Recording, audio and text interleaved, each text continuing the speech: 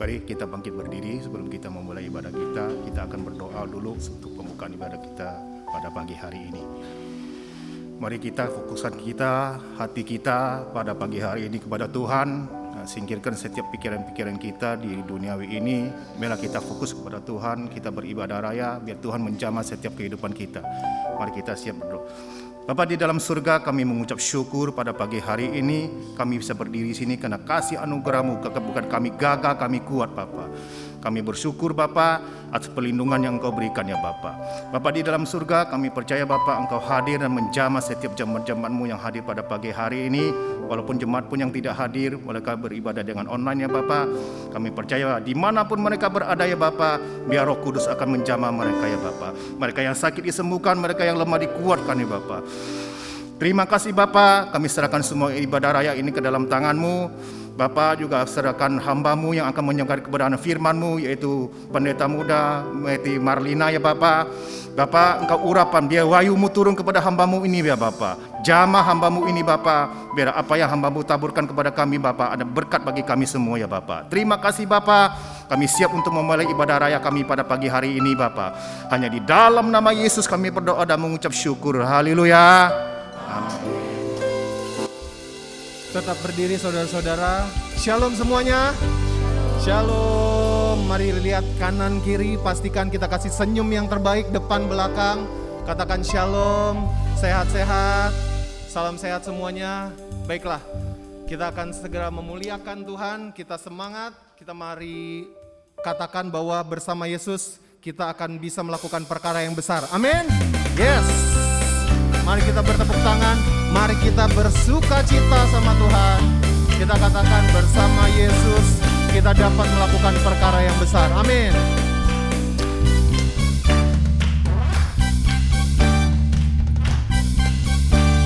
Mari katakan. Bersama Yesus lakukan perkara besar. Bersama Yesus tidak ada yang amin. Bersama Yesus ada jalan keluar untuk masalahku, untuk masalahmu, untuk masalah kita semua. Mari katakan sekali lagi. Bersama Yesus lakukan perkara besar. Bersama Yesus tidak ada yang sukar. Bersama Yesus ada jalan keluar untuk masalahku, untuk masalahmu, untuk masalah kita semua. Mari katakan Yesus anak domba Allah. Yesus anak domba Allah, juru selamat umat manusia. Katakan dengan iman. Yesus tabib yang ajaib, Dia menyembuhkan, Dia menguduskan, Dia membenarkan, Dia raja segala. Yang laki-laki saja bersama Yesus lakukan perkara besar. Bersama Yesus. Yang laki-laki mana suaranya? Bersama Yesus ada jalan keluar untuk masalahku, untuk masalahmu, untuk giliran yang perempuan. Berikan yang terbaik. Bersama Yesus lakukan perkara. Amin. Bersama Yesus tidak ada yang sukar. Bersama Yesus ada jalan keluar untuk masalahku, untuk masalahmu, untuk masalah. Mari katakan sama-sama, Yesus anak domba Allah. Yesus anak domba Allah, juru selamat umat manusia. Yesus tabib yang ajaib, Dia menyembuhkan, Dia menguduskan, Dia membenarkan, Dia raja segala. Katakan sekali lagi, Yesus anak domba Allah. Yesus anak domba Allah, juru selamat umat manusia. Yesus tabib yang ajaib, Dia menyembuhkan, Dia menguduskan, Dia membenarkan, Dia raja segala. Katakan, Dia raja segala raja, Dia raja segala raja, Dia raja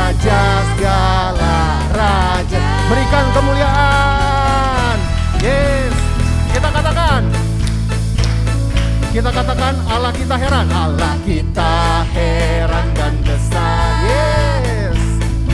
Allah ya heranlah.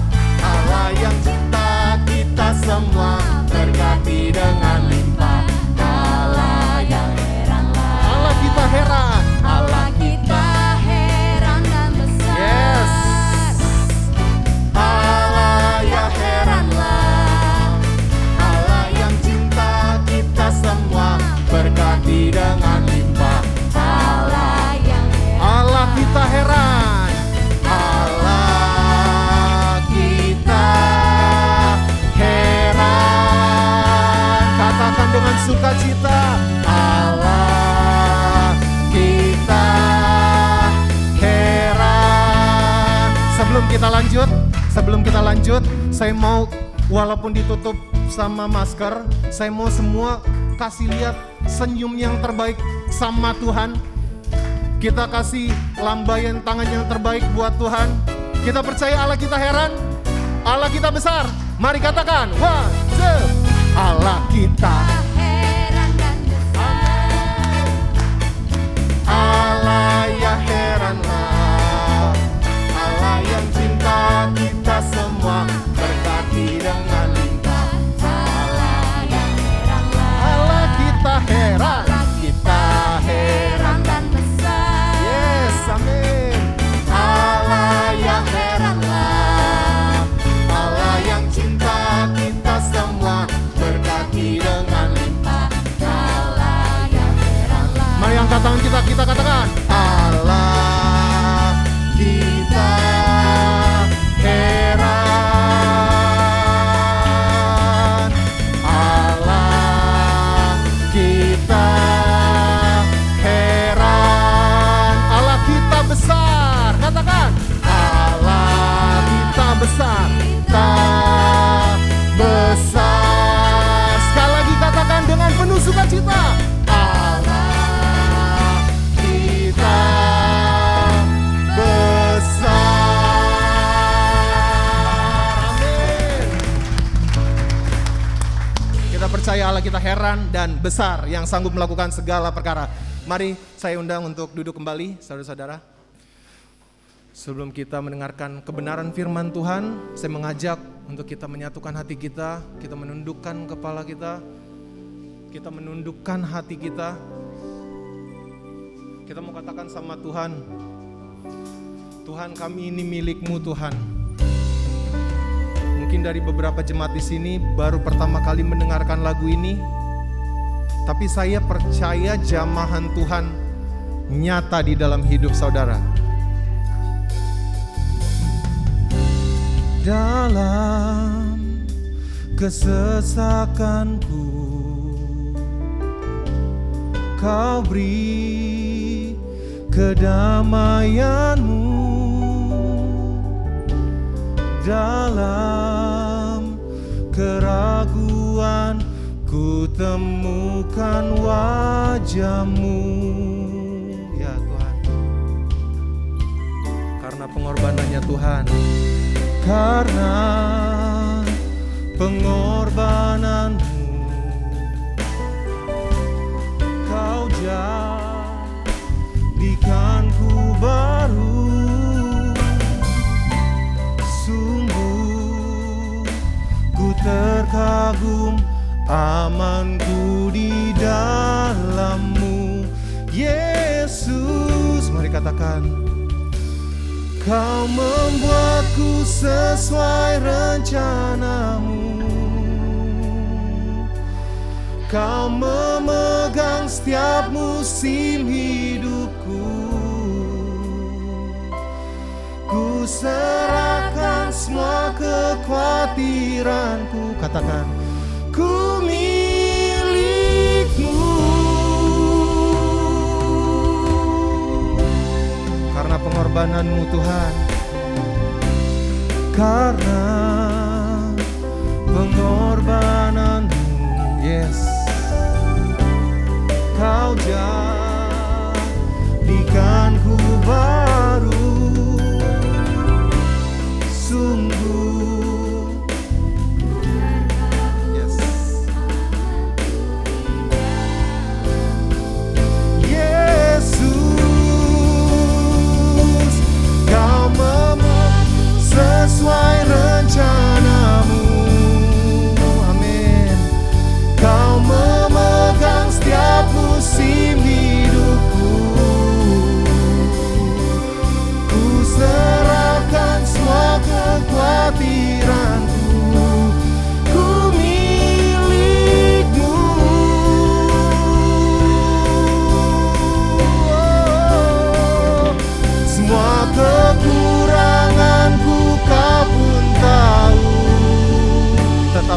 pandang indah, Kau pandang indah dalamku.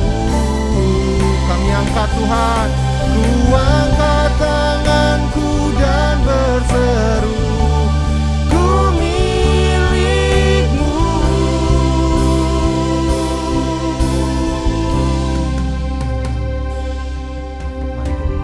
Yes. Saya undang saudara-saudara untuk membangun mesbah di dalam hati. Tuhan, ya Tuhan, sampai kapanpun kami percaya Tuhan bahwa kami milik-Mu Tuhan, sekarang dan selamanya.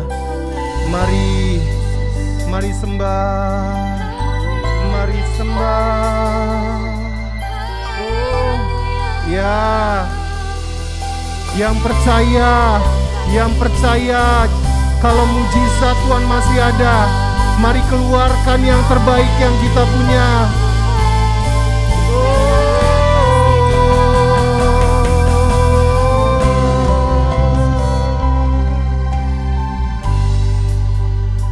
Yes. Jangan lihat kanan kiri. Mari kita katakan sama-sama. I am yours now forever. In your grace I surrender. You were mine now forever. I'm alive in your love. Saatnya jemaat Tuhan yang menyanyikan I am yours now forever. yes, Lord. In your grace I surrender.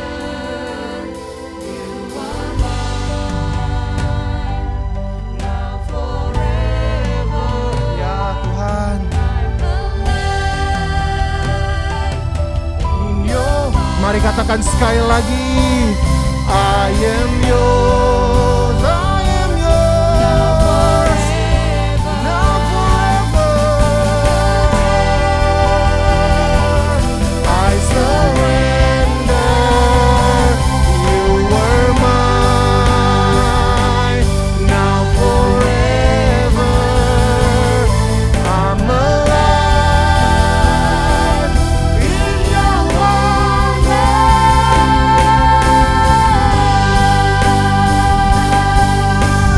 Kami percaya Tuhan, kami milik-Mu Tuhan.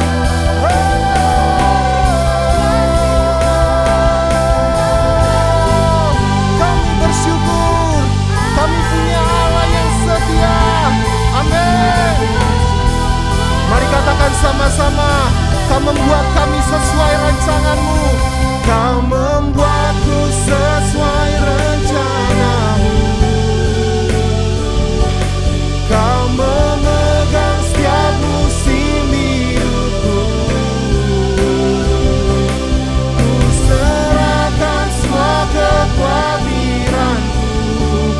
Ku milik-Mu. Kami milik-Mu Tuhan. Semua kekuranganku Kau pun tahu. Tetap Kau pandang indah dalamku. Ku angkat tanganku dan berseru, ku milik-Mu.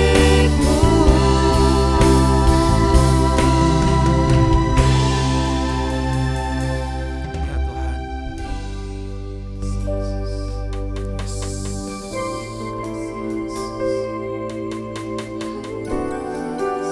Ya Tuhan.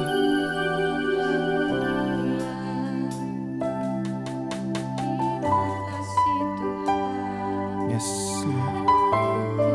kasih Yesus. Kami percaya ibadah kami bukan rutinitas Tuhan, Kami percaya ini panggilannya Tuhan. Kami percaya tidak ada yang sia-sia Tuhan. Ketika banyak orang mengecewakan kami Tuhan, kami percaya kami punya Allah yang terus setia. Amin. Inilah pujian, inilah ucapan syukur kami kepadamu ya Tuhan, Allah yang Maha Kudus. Dan kini saatnya kami ingin duduk diam dengan tenang Bapa, mendengarkan kebenaran firman Tuhan. Kau berkati pendeta muda Neti Baginda yang akan menceritakan kebenaran firman Tuhan. Engkau pakai dia lebih heran lagi Tuhan. Di dalam nama Tuhan Yesus Kristus kami berdoa dan mengucap syukur. Haleluya. Amin.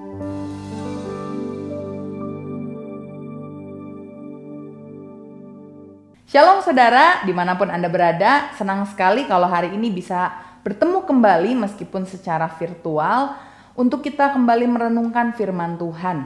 Dimanapun kita berada, saat kita membuka hati kita percaya bahwa kuasa firman Tuhan sanggup mengubahkan kita.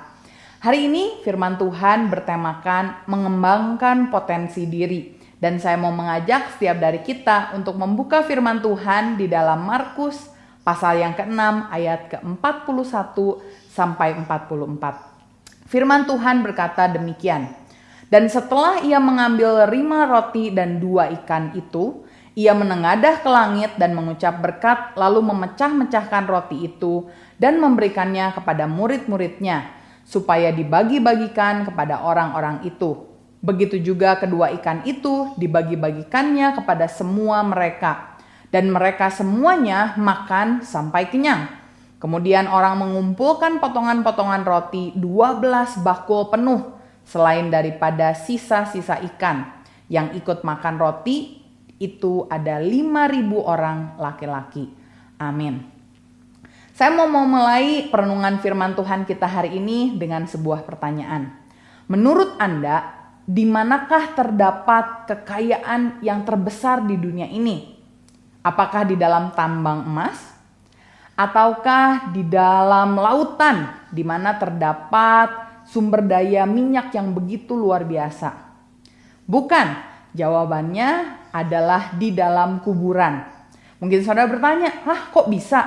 Memangnya kuburan zaman sekarang seperti zaman Fir'aun ya, di mana ketika ada seseorang meninggal, semua kekayaannya terkubur bersama-sama dengan dia. Bukan, kekayaan yang saya maksud adalah potensi yang tidak pernah mereka kembangkan sama sekali. Di kuburan ada begitu banyak orang yang meninggal dengan membawa buku-buku yang seharusnya pernah mereka luncurkan, tetapi tidak sempat dan tidak pernah mereka tulis. Di kuburan terdapat lagu-lagu yang indah, yang sayangnya tidak pernah ditulis dan diciptakan. Di kuburan terdapat begitu banyak penemuan yang sangat berarti buat manusia, tetapi tidak pernah ditemukan. Di dalam kuburan terdapat banyak harapan-harapan, mimpi-mimpi, obat-obatan yang mungkin bisa menyelamatkan manusia yang tidak pernah ditemukan. Begitu banyak potensi yang tidak tergali ada di dalam kuburan. Dan ini adalah suatu kondisi yang sangat menyedihkan. Karena kita harus memastikan di dalam kehidupan kita, setiap potensi yang kita miliki harus kita gali dan kembangkan sebelum kita meninggal. Jika kita berbicara tentang potensi artinya adalah kemampuan, tetapi kemampuan yang memiliki kemungkinan untuk diasah atau sama sekali tidak pernah ditemukan. Kemungkinan ini membuat potensi ini bisa jadi dan bisa tidak. Saya ingat saya pernah dikasih sebuah biji kacang merah dari Israel. Kata teman saya, nenek moyang dari biji kacang ini adalah kacang yang membuat Esau kehilangan hak kesulungannya kepada Yakub.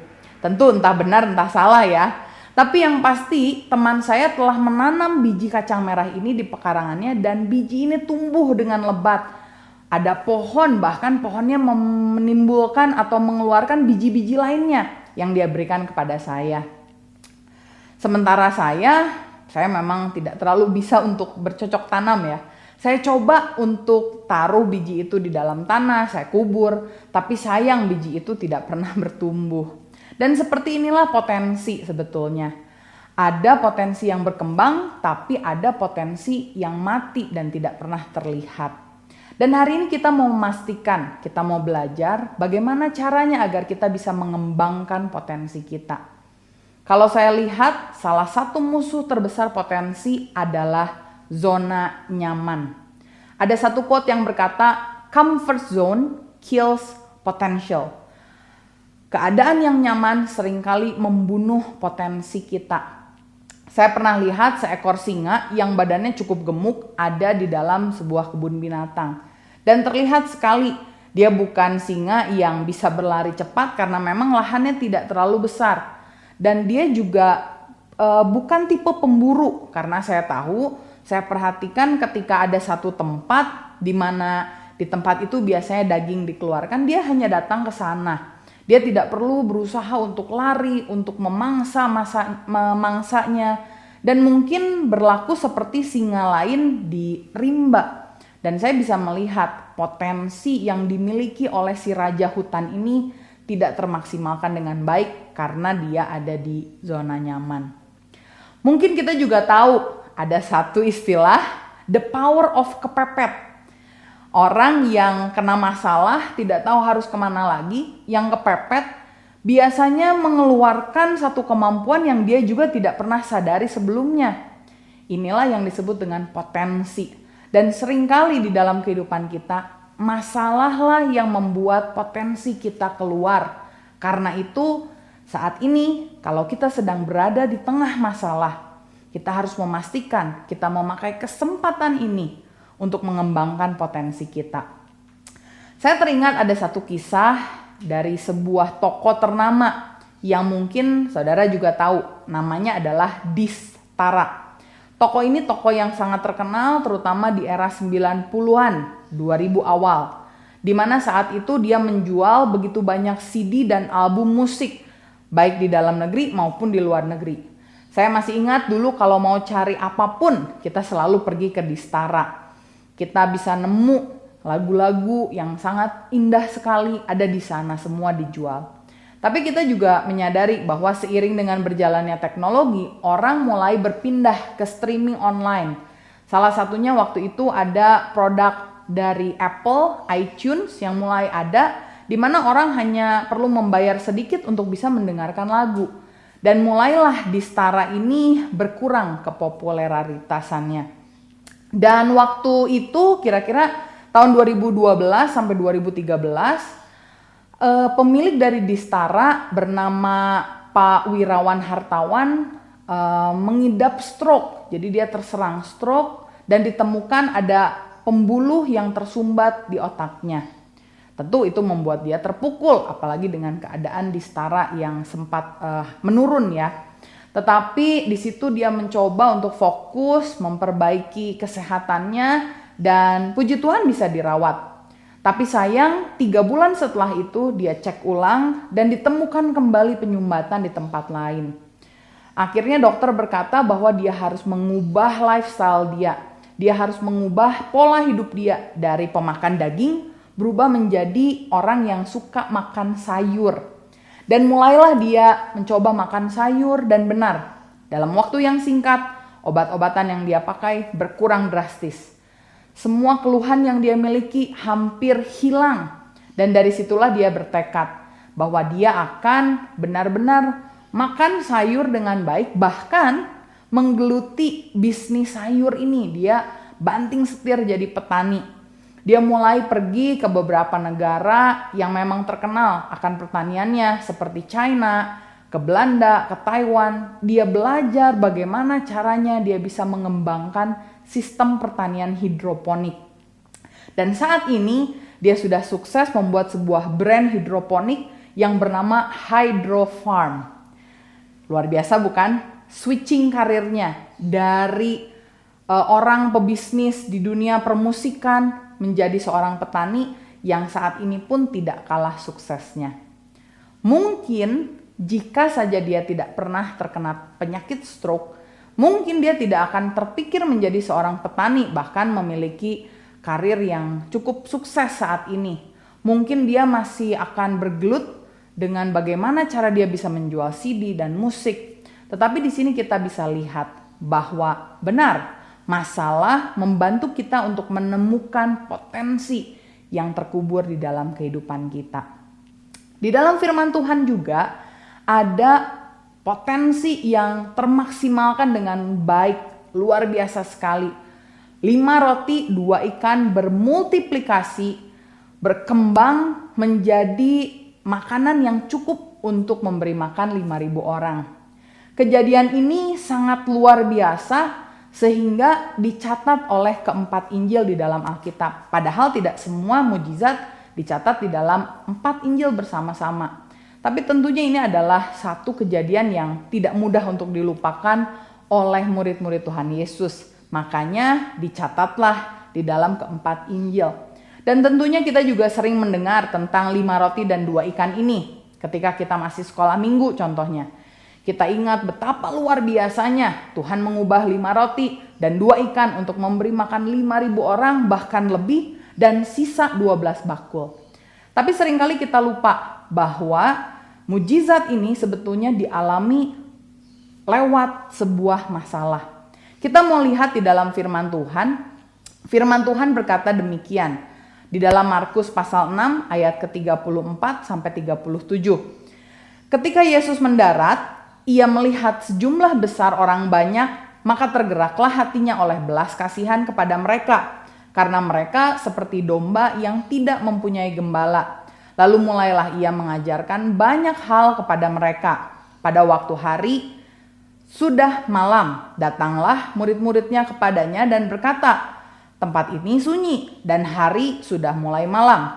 Suruhlah mereka pergi supaya mereka dapat membeli makanan di desa-desa dan kampung-kampung di sekitar ini. Tetapi jawabnya, kamu harus memberi mereka makan. Kata mereka kepadanya, jadi haruskah kami membeli roti seharga 200 dinar untuk memberi mereka makan? Dari pembacaan firman ini saya temukan setidaknya ada 4 masalah yang mereka hadapi. Pertama, mereka memiliki orang yang sangat banyak yang mereka harus urus. 5.000 orang bukan orang yang sedikit jumlahnya tentu. Yang kedua, firman Tuhan bilang hari sudah malam. Artinya orang-orang ini sudah mulai kelaparan. Dan kita tahu ya, orang yang lapar biasanya cepat marah. A hungry man is an angry man. Jadi kita bisa bayangkan, kalau satu orang lapar, marahnya seperti apa? Ini dikali 5.000 orang bahkan lebih. Kemudian masalah yang ketiga yang mereka temukan dikatakan tempat di sana sunyi. Artinya di daerah itu tidak ada tempat-tempat yang menjual makanan. Dan bahkan firman Tuhan bilang hari sudah mulai malam. Artinya kalaupun ada tempat untuk membeli makanan mungkin sudah tutup. Dan yang terakhir, firman Tuhan berkata mereka tidak punya uang yang cukup. Tadi dikatakan, jadi haruskah kami membeli roti seharga 200 dinar untuk memberi mereka makan? Pertanyaan retorik. Artinya, apakah kami harus menghabiskan uang kami untuk membeli roti untuk orang sebanyak itu? 200 dinar bukan uang yang sedikit, tidak seperti 200 ribu. 200 dinar setara saat ini mungkin bisa mengcover setengah tahun dari gaji orang ketika dia bekerja. Karena 1 dinar adalah upah orang kerja 1 hari. 200 dinar berarti sekitar 200 hari. Dan kita bisa bayangkan, kalaupun itu dihabiskan semua, apakah bisa orang sebanyak 5.000 itu menikmati makan yang cukup dengan uang tersebut? Ini masalah-masalah yang dihadapi dan begitu disadari oleh murid-murid Tuhan Yesus. Karena itulah di ayat tadi mereka bilang bahwa orang-orang ini harus disuruh pergi untuk mencari makan mereka masing-masing di kota-kota terdekat. Tetapi Yesus memberikan respon yang berbeda. Firman Tuhan di dalam Markus 6 ayat 37 berkata, jawabnya, kamu harus memberi mereka makan. Inilah hal pertama yang harus kita pelajari untuk kita bisa mengembangkan potensi kita, yaitu kita harus belajar untuk menghadapi permasalahan.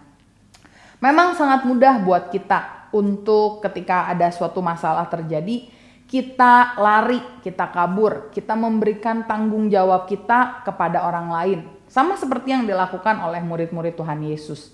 Tetapi bukan itu yang Tuhan Yesus inginkan. Karena kenapa? Ya mungkin ketika orang-orang ini disuruh pulang, disuruh mencari makan mereka masing-masing, masalah terpecahkan. Tetapi apabila itu terjadi, tentunya kejadian Yesus memberi makan 5.000 orang hanya dengan 5 roti dan 2 ikan tidak akan pernah terjadi. Karena itu kita harus belajar ketika ada masalah datang dalam kehidupan kita, kita jangan lari atau memberikan masalah itu melempar tanggung jawab kepada orang lain, tetapi justru kita harus belajar untuk menghadapinya. Tanpa kita sadari, seringkali respon murid-murid Tuhan Yesus ini menjadi respon di dalam kehidupan kita. Pertama, kita suka sama seperti murid Tuhan Yesus menggunakan excuse. Contoh misalkan murid-murid Tuhan Yesus bilang, ini waktunya sudah malam. Ini tempatnya sunyi. Kita menyalahkan waktu dan keadaan. Kita bilang, waduh saya terlalu tua untuk saya memulai sesuatu. Saya masih terlalu muda untuk saya mungkin berbicara dengan keluarga saya yang sering bertengkar. Saya terlalu sibuk, sekarang sudah menikah, apalagi sudah punya anak. Untuk cari-cari hal yang baru, nggak bisa dilakukan. Atau mungkin, saya belum menikah, nantilah kalau udah menikah saya punya teman untuk saya mencoba hal-hal baru. Apapun itu, seringkali kita menjadikannya sebagai excuse, sebagai alasan. Dan kita seringkali membuat alasan-alasan itu sehingga kita bisa berlari dari masalah. Kalau ada masalah kita malah takut, kita bukan fight, malah kita flight. Kita bukannya malah berjuang, tetapi kita malah kabur. Padahal di dalam firman Tuhan, di dalam 1 Korintus pasalnya yang ke-10 ayat ke-13 dikatakan, pencobaan-pencobaan yang kamu alami adalah pencobaan-pencobaan biasa yang tidak melebihi kekuatan manusia. Sebab Allah setia dan karena itu Ia tidak akan membiarkan kamu dicobai melampaui kekuatanmu. Pada waktu kamu dicobai, Ia akan memberikan kepadamu jalan keluar sehingga kamu dapat menanggungnya. Kalau terpikir oleh kita untuk melemparkan tanggung jawab, melepaskan masalah kepada orang lain, mari kita ganti pemikiran kita. Belajar untuk kita mulai menghadapinya. Karena masalah seringkali Tuhan gunakan untuk kita menjadi alat bagi kita menggali potensi kita. Kalau hari ini mungkin ada dari saudara yang berpikir untuk bunuh diri, keluar dari masalah dengan cara yang singkat.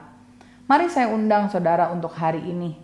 Berhenti melihat masalah yang besar, tetapi memulai untuk melihat masalah itu sebagai alat yang Tuhan bisa gunakan untuk mengubahkan kita.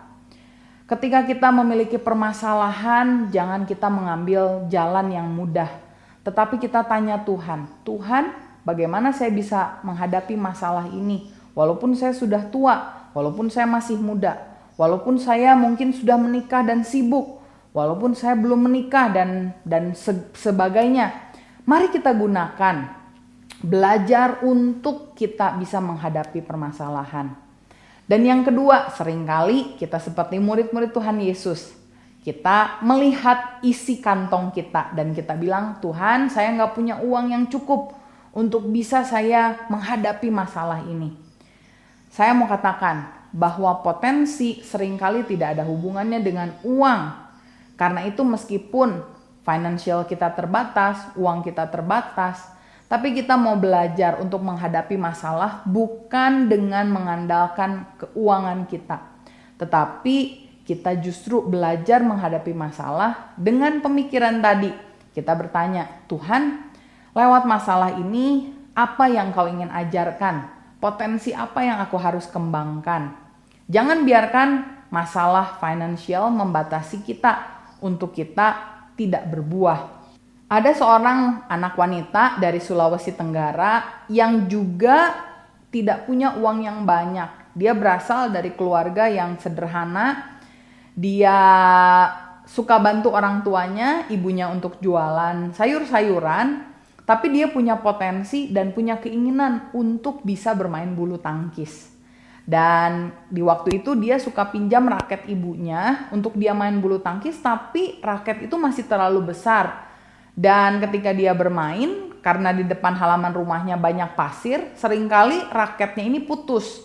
Tetapi orang tuanya tidak putus asa. Orang tuanya tetap melihat potensi yang digali, yang bisa dikembangkan di dalam kehidupan anaknya ini. Sehingga apa yang dilakukan oleh ayahnya mengambil sebatang kayu, dia ubah, dia bentuk menjadi raket kayu. Mungkin saudara pernah berusaha untuk main badminton dengan raket kayu. Tentu sulit.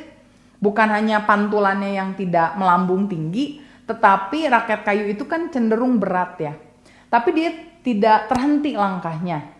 Dia nggak membuat masalah finansial menjadi alasan untuk dia berhenti untuk menggali potensinya. Bahkan banyak orang yang berkata, wah kamu gak akan bisa, kamu badannya kecil, ngemana bisa jadi atlet.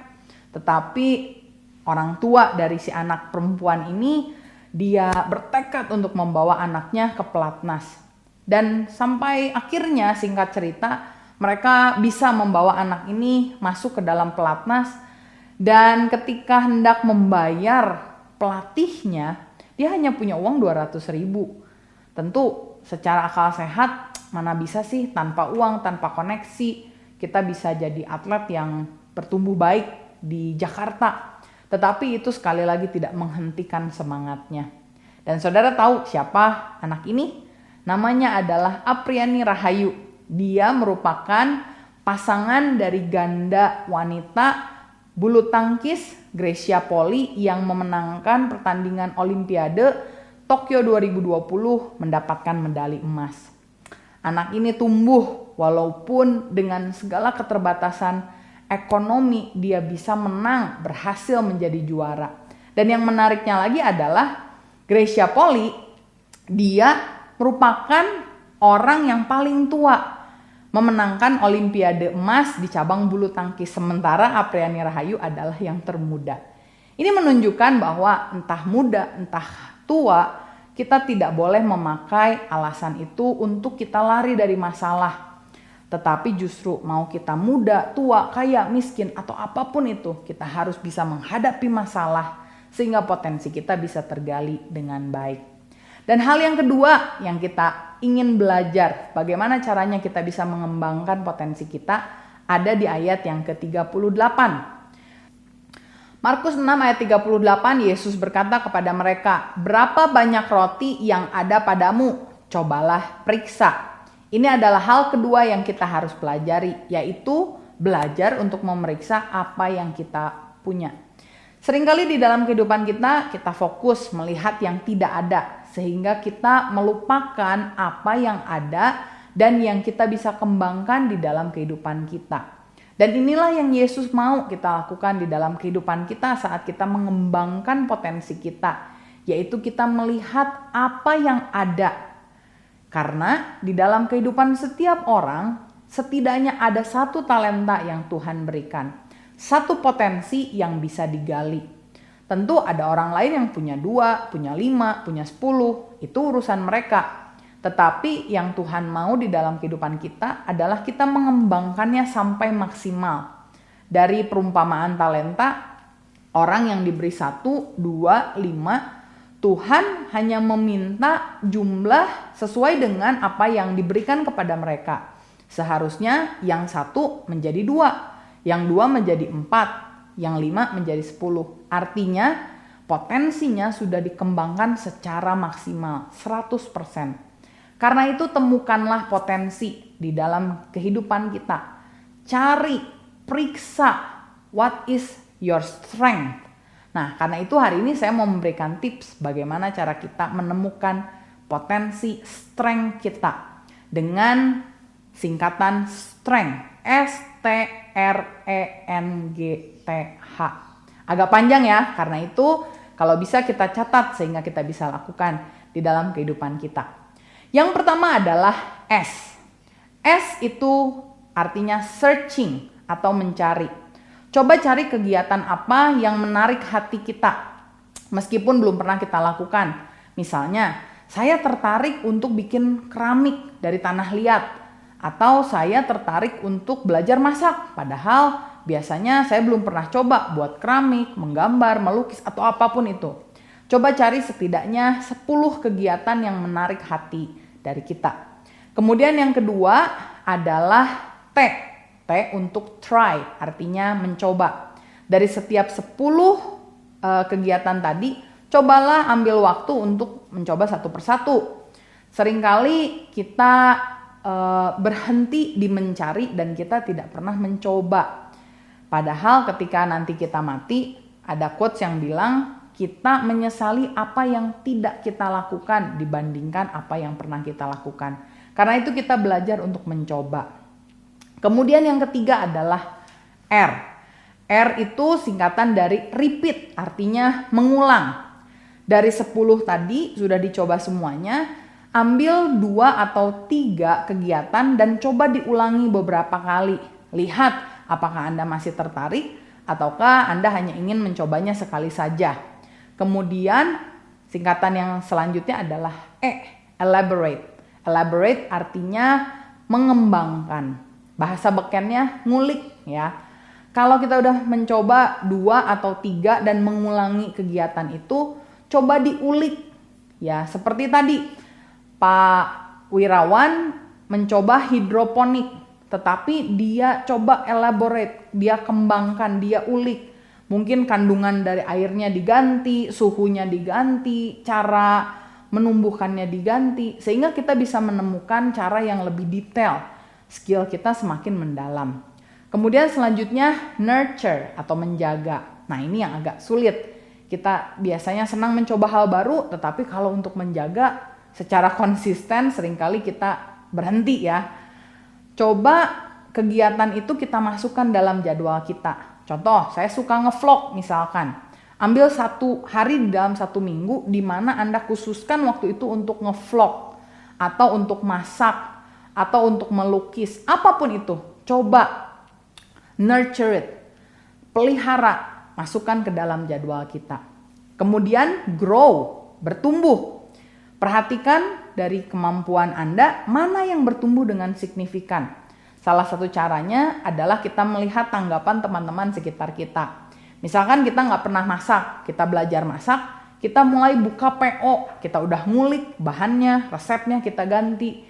Kita buka PO ke teman-teman kita, ternyata selalu sold out, selalu habis, selalu dibeli orang. Itu tandanya skill kita bertumbuh dan mungkin kita sudah menemukan potensi di dalam kehidupan kita. Kemudian T selanjutnya yaitu adalah training, artinya kita latih. Meskipun sudah banyak orang yang suka PO kita ketika kita masak, tapi kita terus berusaha belajar untuk kita mengembangkan potensi sehingga skill kemampuan kita berubah menjadi kompetensi. Dan yang terakhir adalah H, happiness. Kita bisa cek, sudah kita melakukannya, kita merasa berbahagia enggak ya? Kalau kita merasa mendapatkan reward, badan mungkin boleh capek. Tapi hati, wah kayaknya seneng banget. Kemungkinan besar kita sudah menemukan potensi di dalam kehidupan kita. Karena itu pastikan kita menemukan strength itu. Setiap orang punya hal-hal yang unik. Strength-nya tentu berbeda-beda. Jangan sirik melihat apa yang kita tidak punya di orang lain. Tetapi justru kita lihat di dalam kehidupan kita dan kita kembangkan yang kita miliki di tangan kita. Karena Tuhan memberikan setiap orang kekuatan yang berbeda-beda. Daniel memiliki tangan yang berdoa. Simpson memiliki tangan yang perkasa. Tetapi keduanya bisa membungkamkan singa, mengalahkan singa. Nuh diberikan tangan yang terampil untuk membuat bahtera. Musa diberikan tangan yang memegang tongkat. Tetapi keduanya bisa dipakai oleh Tuhan untuk menyelamatkan mereka.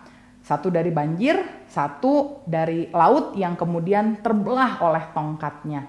Di sini kita lihat bahwa apapun itu ketika kita benar-benar gali, itu benar-benar bisa berkembang. Nah, pertanyaannya, bagaimana kalau potensi yang kita dapatkan dari diri kita terdengar bodoh ya, kayaknya kok nggak keren. Kita mau belajar yang selanjutnya, yaitu kita harus belajar bersyukur. Firman Tuhan dikatakan di ayat yang ke-38b sampai 41. Sesudah memeriksanya mereka berkata, 5 roti dan 2 ikan. Lalu ia menyuruh orang-orang itu semua supaya semua duduk berkelompok-kelompok di atas rumput hijau. Maka duduklah mereka berkelompok-kelompok, ada yang 100, ada yang 50. Dan setelah ia mengambil 5 roti dan 2 ikan itu, ia menengadah ke langit dan mengucap berkat. Tuhan Yesus tidak menertawakan murid-muridnya dan bilang, wah masa kamu cuma punya 5 roti 2 ikan? Apa gunanya untuk 5.000 orang? Tetapi yang dia lakukan adalah dia mengucap berkat atasnya. Inilah yang harus kita lakukan. Saat kita menemukan potensi, walaupun kita pikir, aduh ini potensi kayaknya kurang keren, beda sama orang lain, tapi kita belajar untuk mengucap syukur atasnya. Salah satu cara kita bisa mengucap syukur akan potensi kita adalah kita menggali dan mengembangkannya terus-menerus. Pengkhotbah 9 ayat ke-10 berkata, segala sesuatu yang dijumpai tanganmu untuk dikerjakan, kerjakanlah itu dengan sekuat tenaga. Ada seorang ibu yang ketika ditanya potensinya apa?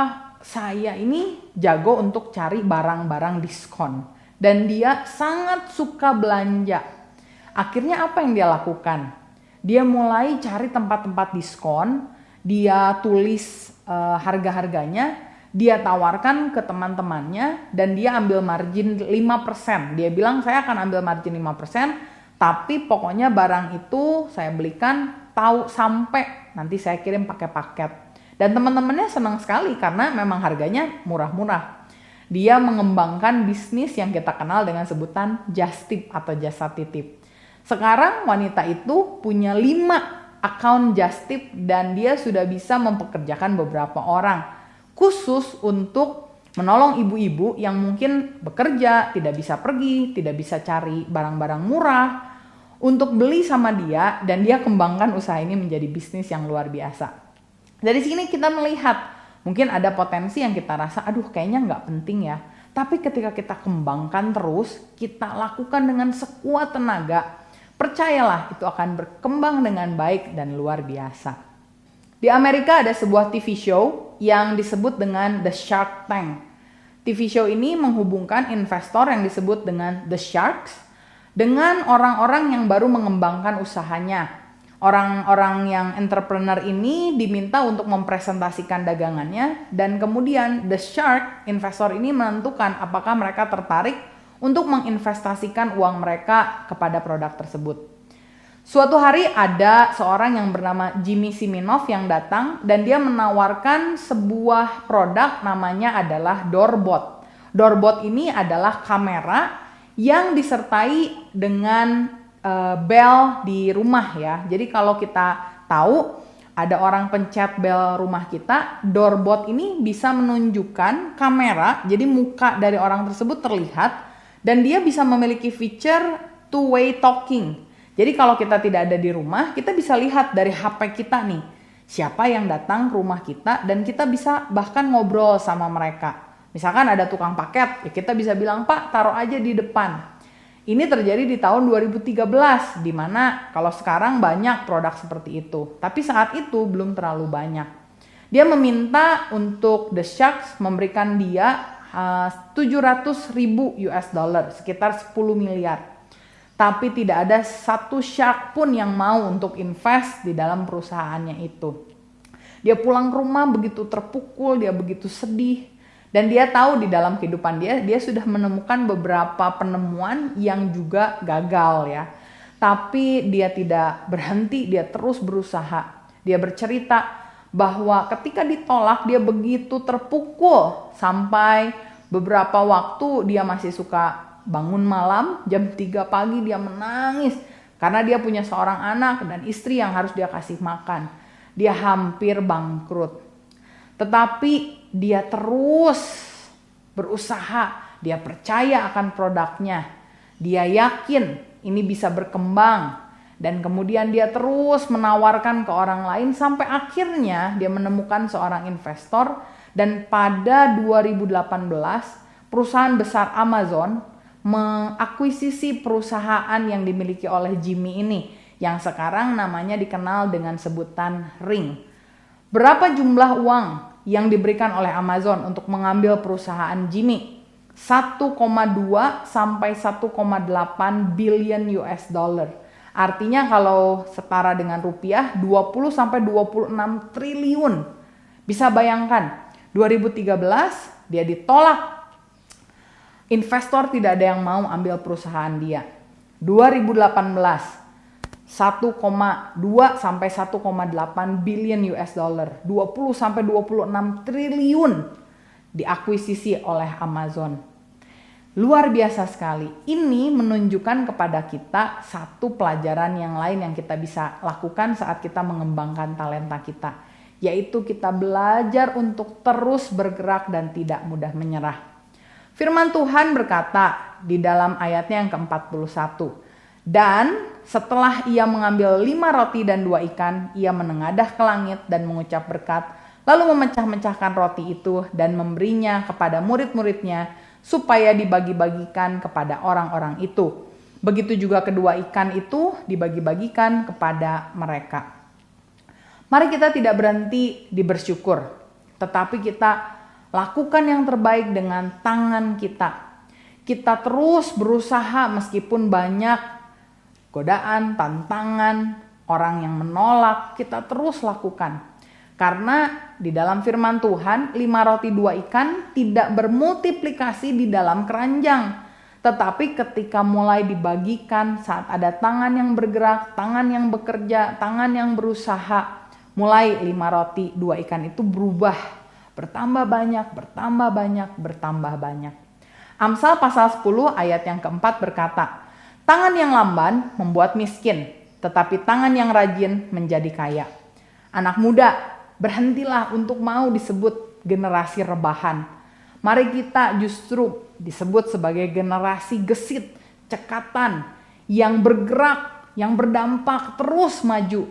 Jangan mau kita dilabelin sesuatu hal yang kedengarannya sangat malas dan sangat-sangat tidak baik.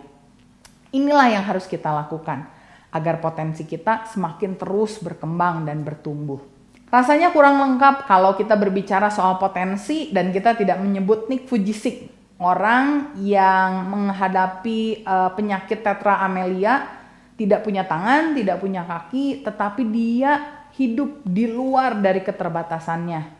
Dia berkata, life without limbs or life without limits. Hidup tanpa tangan dan kaki atau hidup tanpa batas. Keterbatasan dia tidak membuat dirinya terbatas. Kalau berbicara soal menghadapi masalah dia tentu jauh lebih banyak. Dia bangun aja itu sudah punya masalah. Gimana saya mau ke WC? Gimana saya mau mencuci muka? Dan sebagainya. Kalau dia mau punya excuse, mungkin ada banyak alasan yang dia bisa gunakan. Tetapi apakah dia gunakan itu? Tidak. Dia menggali potensinya sehingga saat ini dia dikenal menjadi salah satu motivator terbaik di dunia. Dan bukan berhenti di sana saja. Dia dikenal menjadi orang yang menyiarkan kemuliaan Tuhan, kebaikan Tuhan. Dan inilah mengapa kita harus mengembangkan potensi diri kita. Bukan untuk kebaikan kita, kebaikan keluarga kita, untuk kita cari nama, tidak. Tetapi ketika kita mengembangkan potensi kita, itu merupakan tanda bahwa kita bertanggung jawab akan apa yang Tuhan sudah berikan di dalam kehidupan kita. Kita mengembangkan talenta kita karena suatu kali kita tahu Tuhan akan tanya, apa yang sudah kamu lakukan dengan talenta yang aku telah berikan? Karena itu hari ini pastikan ketika kita mati nanti, jangan sampai kita membuat kuburan kita menjadi tempat terkaya di dunia. Jangan sampai ketika kita pulang ke sorga kita hanya membawa biji, tidak ada tanaman buah yang kita hasilkan. Jangan sampai kita membawa lilin yang tidak pernah dinyalakan. Sebab firman Tuhan berkata, Matius 5 ayat yang ke-16, demikianlah hendaknya terangmu bercahaya di depan orang, supaya mereka melihat perbuatanmu yang baik dan memuliakan Bapamu yang di sorga. Karena itu, belajar untuk menghadapi masalah, belajar untuk menemukan, memperhatikan, mencari apa yang ada dalam diri kita, belajar untuk bersyukur, dan belajar terus untuk menggerakkan tangan kita, sehingga potensi kita bisa tergali dengan sempurna, bahkan membawa kemuliaan bagi nama Tuhan. Mari kita tundukkan kepala, saya ingin berdoa terutama kepada Anda yang belum menemukan potensi apa yang ada di dalam kehidupan saya. Saya harap firman Tuhan ini bisa menjadi berkat dan kita bisa lakukan dalam kehidupan kita. Sehingga benar, lewat kehidupan kita ada begitu banyak orang yang mengenal Tuhan, begitu banyak buah yang kita hasilkan. Semuanya untuk kemuliaan Tuhan. Mari berdoa. Bapa, terima kasih buat hari ini. Kalau kami diingatkan sekali lagi untuk kami boleh menyadari bahwa Engkau telah menciptakan kami dengan potensi yang begitu luar biasa. Ampuni kami kalau selama ini ketika menghadapi masalah kami cenderung lari, melemparkan tanggung jawab kepada orang lain. Tetapi hari ini kami mau mengambil keputusan untuk menggali apa yang telah Engkau berikan pada kami dan kami lakukan dengan setia Tuhan. Kami mau belajar untuk mengucap syukur akan apa yang kami miliki dan bertanggung jawab dengan tangan kami mengembangkan yang telah Engkau berikan dalam hidup kami. Sertai kami Tuhan, berikan kami hikmat untuk kami bisa melakukan firman-Mu hari ini. Roh Kudus bantu kami, ingatkan kami, mampukan kami, kuatkan kami untuk kami bisa melakukannya. Dan hanya di dalam nama Tuhan Yesus Kristus, kami percaya Engkau mendengar doa kami. Haleluya, amin. Tuhan Yesus memberkati.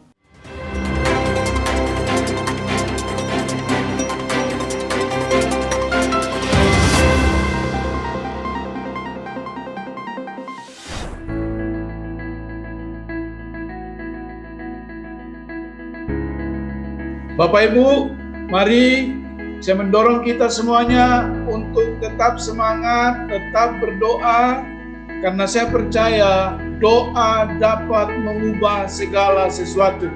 Amin. Tuhan Yesus berkata, saudara sekalian, mari datanglah kepadaku semua yang letih, lesu, dan berbeban berat.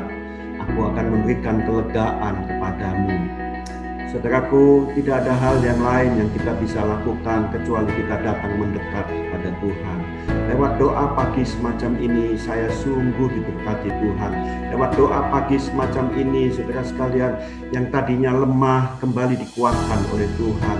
Lewat doa pagi semacam ini, banyak orang merasakan Tuhan telah memberkati kita semua. Mari saudara sekalian, mari kita ikut di dalam doa pagi ini. Ini memberkati kita, sungguh ini sangat memberkati kita. Saya sekali lagi menghimbau, mengajak saudara semua untuk ikutlah, datanglah, sekutulah lewat doa pagi semacam ini. Amin.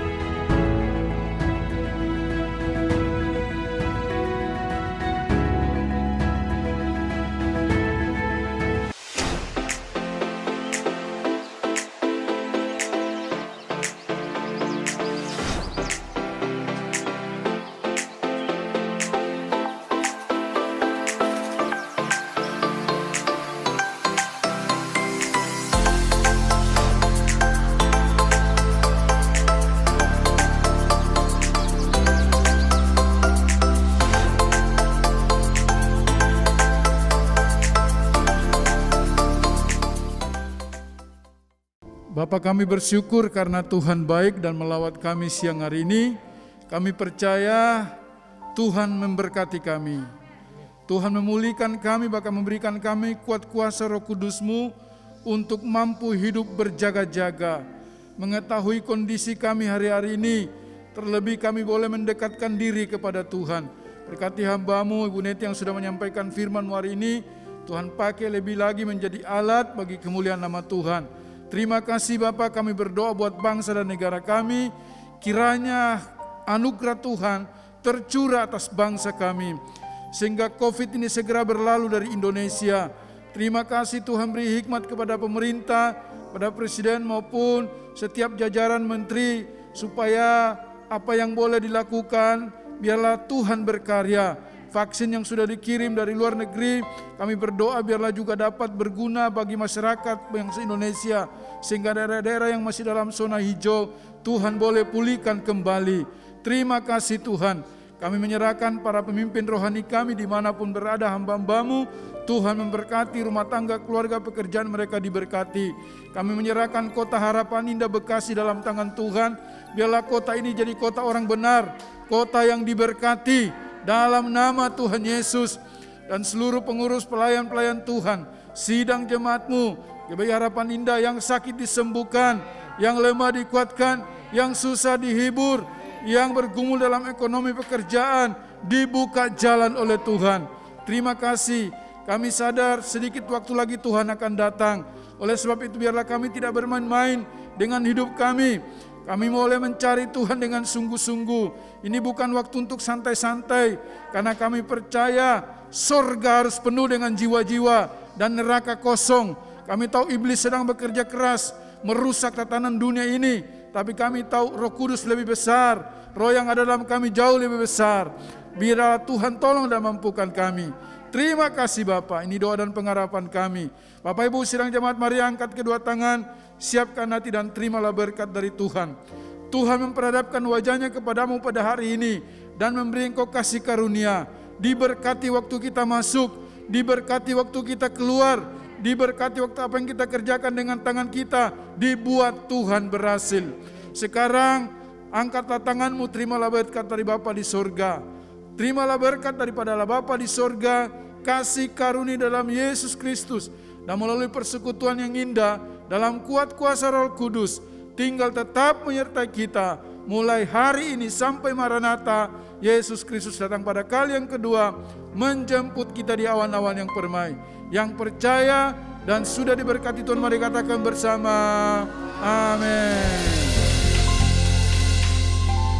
Besar anugerah-Mu, melimpah kasih-Mu, semakin hari semakin bertambah. Besar anugerah-Mu, semakin hari semakin hari semakin bertambah. Besar anugerah-Mu. Amin, amin, amin. Ibadah kita telah selesai. Selamat hari Minggu, Tuhan Yesus memberkati.